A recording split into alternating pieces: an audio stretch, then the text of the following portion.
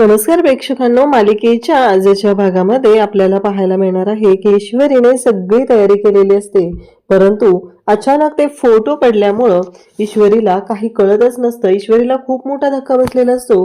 म्हणजेच अर्णव सरांच्या आईच्या मृत्यूचं कारण ही माझी आई आहे असं ईश्वरीच्या डोक्यात सुरू झालेलं असतं. कारण या सगळ्यामध्ये सुप्रियाचा तर काहीच दोष नाही हे आपल्या सगळ्यांना माहिती आहे, परंतु त्या फोटोमध्ये जे स्पष्ट दिसतंय किंवा इकडे अर्णवच्या घरी सगळ्यांचा जो गैरसमज झालेला आहे की एक बाई अर्णवच्या बाबांच्या आयुष्यात आली होती आणि त्या बाईमुळं इकडे अर्णवची आई गेलेली आहे, अर्णवचं अख्खं कुटुंब उद्ध्वस्त झालेलं आहे. त्यामुळे सगळेजण त्याच गोष्टींचा विचार करतात, परंतु ईश्वरीला मात्र आता काहीच माहित नाहीये. अर्णव आलेला असतो, ईश्वरीच्या हातामध्ये ते फोटो असतात आणि अर्णव म्हणत असतो की काय झालं मी सिंदूर, काय सांगायचंय, बोल ना तू. तेव्हा ईश्वरीला शब्दच फुटत नसतात. ईश्वरी म्हणत असते की अर्णव सर. अर्णव म्हणतो की अगं काय झालंय, नक्की सांगशील का मला, म्हणजे एवढं तातडीनं तू मला बोलावून घेतलंस आणि आता काही बोलतच नाहीये. तेव्हा मात्र ईश्वरी शांतच असते. तेव्हा अर्णव म्हणतो की थांब, मी फ्रेश होऊन आलो. असं म्हणत अर्णव फ्रेश होण्यासाठी जातो. ईश्वरी विचार करत असते की हे सगळं काय होऊन बसलंय, या सगळ्यातून कसा मार्ग काढायचा हेच ईश्वरीला कळत नसतं. पण जाताना अर्णव म्हणतो की काय आहे, हे कोणाचा बर्थडे पण नाहीये, हे एवढं छान डेकोरेशन का केलेस मी सिंदूर, कळेल का मला, असं अर्णव तिला विचारत आहे. परंतु ईश्वरी मात्र शांतपणेच उभी आहे. ईश्वरीला या प्रश्नांची उत्तरं काय द्यायची हेच कळत नाही. कारण ईश्वरीला जो धक्का बसलेला आहे तो इतका मोठा बसलाय की तिला सुचतच नाहीये की काय बोलू आणि कसं सांगू. ईश्वरी शांतच असते. ती म्हणते की अर्णव सर, मला तुम्हाला काहीतरी सांगायचंय, एवढंच ईश्वरी बोलत असते. त्याच्या पुढे ईश्वरीच्या तोंडातून शब्दच बाहेर येत नसतात. ती खूप घाबरलेली असते, कारण ही गोष्ट अर्णव सरांना कशी सांगायची हा प्रश्न तिच्या पुढे असतो. अर्णव खरं तर ऑफिसमधून धावत ईश्वरीचा सरप्राईज आहे त्यासाठी आलेला असतो आणि त्याचबरोबर अर्णव इकडे ईश्वरीला म्हणत असतो मी सिंदूर बोल तू. पण ईश्वरी काहीच बोलत नाही, ती शांतच असते. अर्णव म्हणतो नक्की काय झालंय, तुला काय सांगायचंय. ईश्वरी तशीच अर्णवकडे पाहत राहते. ते फोटो तिने साडीच्या पदरामध्ये लपवलेले असतात. काही झालं तरी ते फोटो अर्णवच्या पुढे यायला नको आहेत असं तिला वाटत असतं आणि म्हणूनच तिनं ते फोटो लपवलेले असतात. त्याचबरोबर इकडे आपल्याला पाहायला मिळतं की अर्णव फ्रेश व्हायला जातो आणि मग मात्र इकडे ईश्वरी अर्णवकडे पाहत असते आणि त्यानंतर ती पाहते ते म्हणजेच इकडे ईश्वरी त्या फोटोंकडे. कारण ते फोटो नक्की काय आहे, या मागचं गुपित काय आहे, याच गोष्टी तिच्या लक्षात आलेल्या नसतात. आणि मग इकडे तिला आठवतं अंजलीने सांगितलेलं असतं की एक बाई आली आणि त्या बाईने आमचं अख्खं आयुष्य उद्ध्वस्त केलं. माझ्या बाबांच्या आयुष्यात ती बाई आली आणि त्यामुळे ह्या सगळ्या गोष्टी घडलेल्या आहेत असं इकडे सांगितलं जात असतं. तेव्हा मात्र इकडे ईश्वरीला धक्का बसलेला असतो की म्हणजे काय आहे, या सगळ्याचा अर्थ काय आहे आणि ती बाई म्हणजे कोण, ती बाई म्हणजे माझी आई, असं आता ईश्वरीच्या मनात सुरू झालेलं आहे. आणि इकडे अर्णवने जेव्हा ईश्वरीने पहिल्यांदा ती पेपरमधली न्यूजचा जो कागद होता तो आलेला होता आणि अर्णवच्या समोर तो कागद आल्यानंतर अर्णव जो चिडलेला होता की मी सिंदूर तू मुद्दाम करतेस का, हे सगळं तुला मी सांगितलेलं आहे, मला त्याबद्दल विचारायचंही नाही, अजूनही तो भूतकाळ माझ्या डोळ्यासमोरून जात नाही, मी त्या गोष्टी प्रत्येक वेळेस विसरण्याचा प्रयत्न करतोय, तू जाणून बुजून हे सगळं माझ्या समोर आणलेलं आहे, अशा पद्धतीने अर्णव ईश्वरीला बोलत असतो. आणि तेव्हा मात्र इकडे ईश्वरी रडत आहे आता की काय करू, म्हणजे अर्णव सरांना जर हे सांगितलं तर ते कसे रिॲक्ट होतील, कारण अर्णव सरांना ही गोष्ट पटणारच नाही हे ईश्वरीला चांगलंच माहिती आहे आणि म्हणूनच ईश्वरी घाबरलेली आहे. त्यामुळे ईश्वरी रडत रडत कपाटाच्या जवळ जाते आणि ते फोटो तिचे कपडे जे आहेत त्या कपड्यांच्या मध्ये ठेवून देते.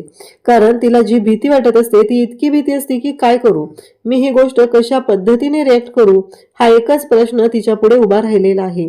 कारण काहीही झालं तरीही जर ही गोष्ट अर्णव सरांना कळली तर अर्णव सर काय रिॲक्ट करतील ही भीती तिच्या मनात आहे.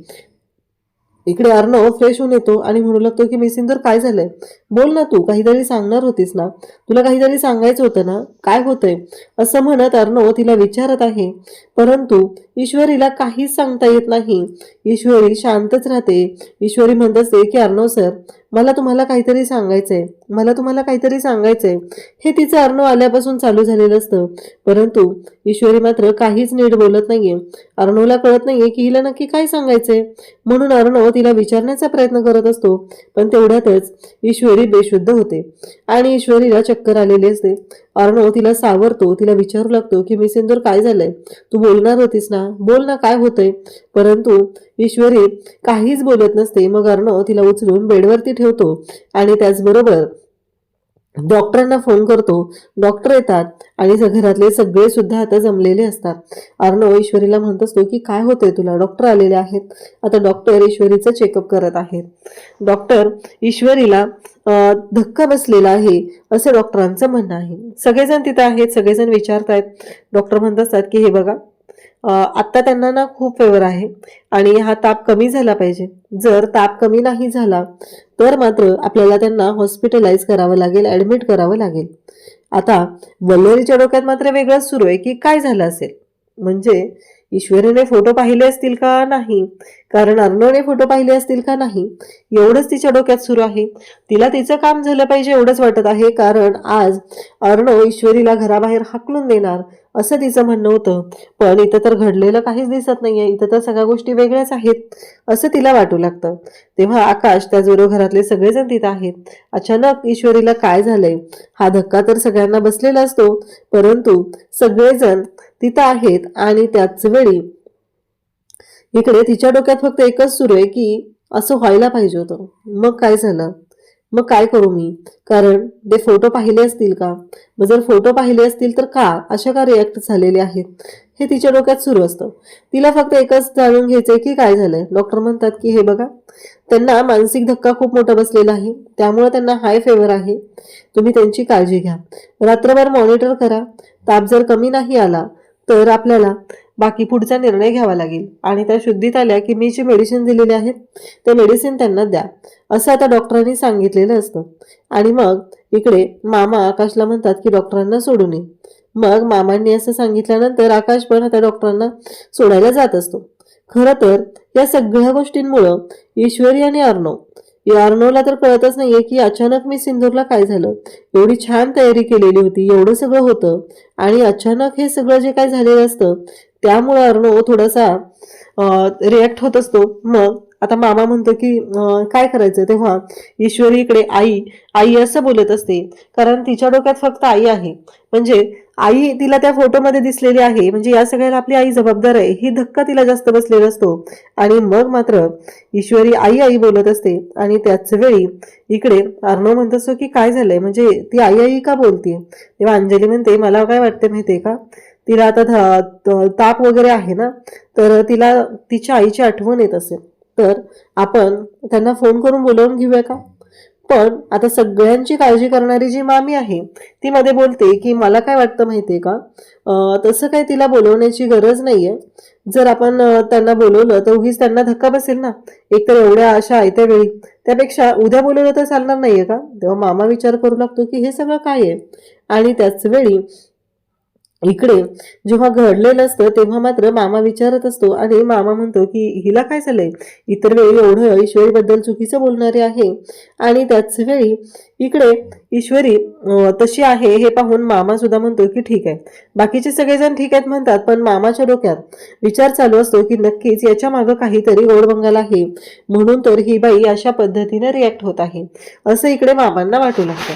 त्याच वेळी इकडे पाहायला मिळतं ते म्हणजे मामा सगळेजण म्हणतात की आता आपण जाऊया.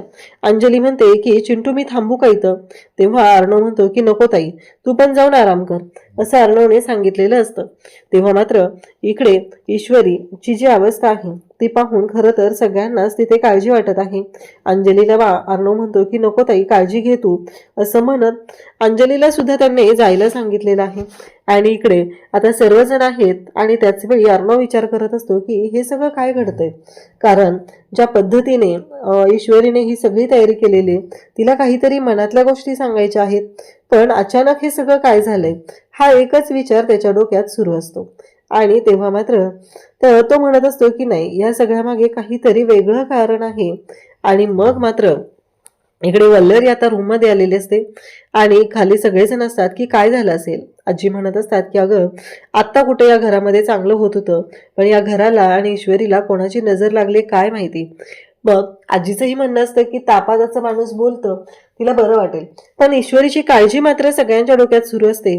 आणि मग मात्र मामा इकडे वल्लरीला म्हणत असतात की तुला कळत नाहीये का, तिला गार पाण्याच्या पट्ट्या द्यायच्या आहेत, ते तयारी करायची. तेव्हा ती म्हणते हो ठीक आहे असं म्हणत वल्लरी किचनकडे निघून जाते.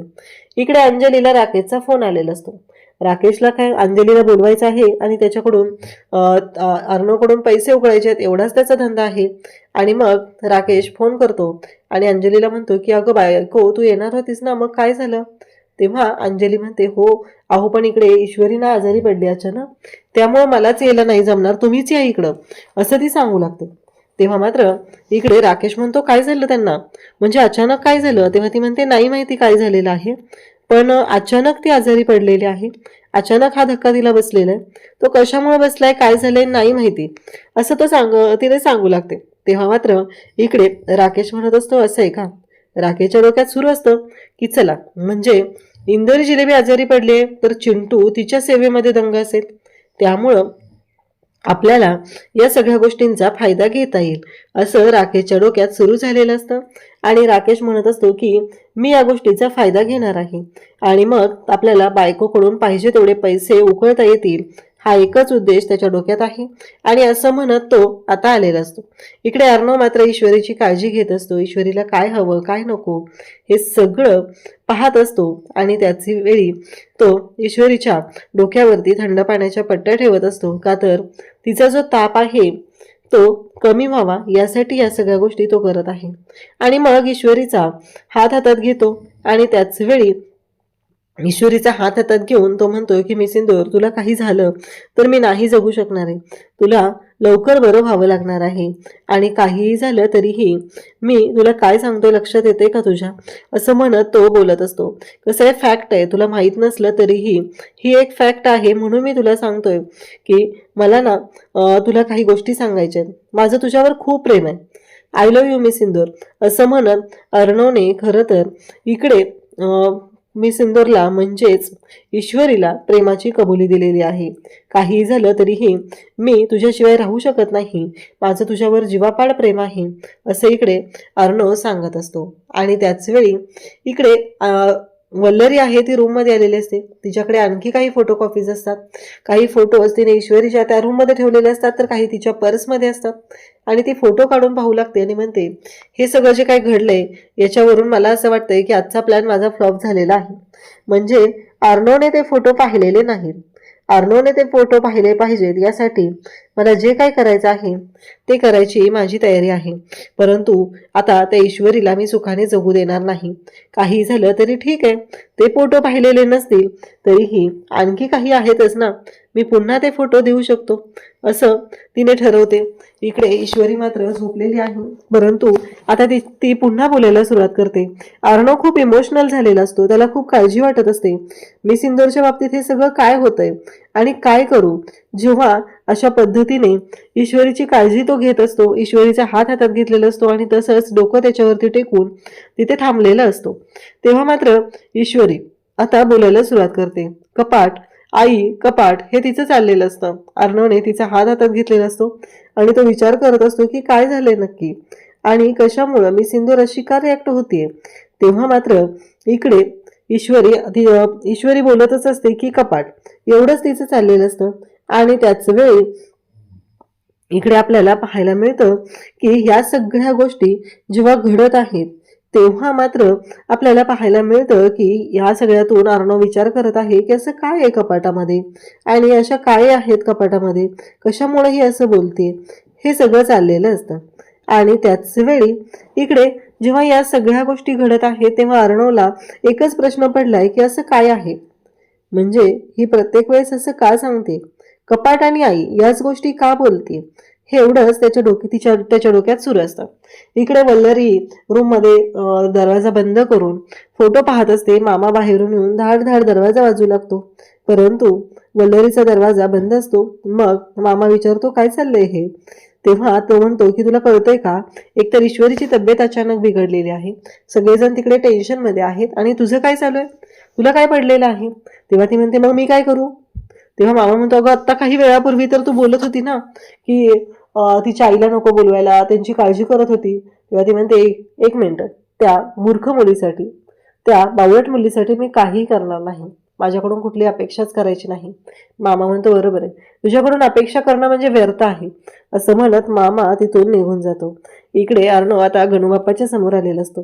तेव्हा तो म्हणतो की गणूबाप्पाच म्हणते ना मी सिंदूर तुला. बरोबर आहे, पण एक गोष्ट सांगायची होती. कसं आहे माहिती आहे का, आत्तापर्यंत मी सिंदूरने तुझ्यासाठी खूप केलेलं आहे, परंतु मला एक गोष्ट कळत नाही आहे की काय करू. कारण मला आत्ता मी सिंदूरची तब्येत बरी होणं खूप गरजेचं आहे. तिला काय झालंय ना तेच कळत नाही आहे. डॉक्टरांनी सांगितले की लवकरात लवकर जेव्हा या सगळ्या गोष्टी आहेत त्या लवकरात लवकर नीट झाल्या पाहिजे, तुझा ताप कमी झाला पाहिजे. तर इकडे आपल्याला पाहायला मिळतं की उद्याच्या भागामध्ये ईश्वरी उठली, तिनं फ्रेश झालेली आहे आणि ती म्हणत असते काय आहे हे सगळं, या सगळ्याचा काय अर्थ आहे, माझी आई या सगळ्याला जबाबदार आहे, हे ईश्वरीच्या डोक्यात सुरू झालेलं आहे. आणि ईश्वरी मग आता खाली उतरण्याचा प्रयत्न करत असते, खाली पायऱ्या उतरून जाण्याचा प्रयत्न करत असते. कारण जोपर्यंत मी आईकडे जाणार नाही तोपर्यंत या सगळ्या गोष्टी क्लिअर होणार नाहीत असं तिला वाटत असतं. आणि मग ईश्वरी जिना उतरत असते आणि त्या संधीचा फायदा घेतो तो म्हणजे राकेश. राकेश तिथे येतो आणि तिच्या मदतीला जातो. मदतीला म्हणजेच तिच्या खांद्यावर हात ठेवून तिला जवळ घेतलेलं असतं आणि म्हणत असतो की खरंच आज किती दिवसानंतर ही संधी मिळालेली आहे, माझी मी सिंदूर माझ्या मिठीत आलेली आहे असं म्हणत तो ईश्वरीला घेऊन खाली उतरत असतो. म्हणजे एखाद्याच्या आजारपणाचा सुद्धा गैरफायदा घेणारा हा राकेश इथे आपल्याला पाहायला मिळतो. त्यानंतर अर्णव धावतच खाली येतो. तो पाहतो तर राकेशने ईश्वरीला जवळ घेतलंय. पण अर्णवला माहिती आहे की राकेशने हे सगळं का केलेलं आहे, राकेश का करू शकतो, या सगळ्या गोष्टी अर्णवला माहीत आहेत. अर्णव रिॲक्ट झालेला असतो, मान्य आहे. मग अर्णव खेचत ईश्वरीला स्वतःकडे घेतो आणि राकेशला ढकलून देतो.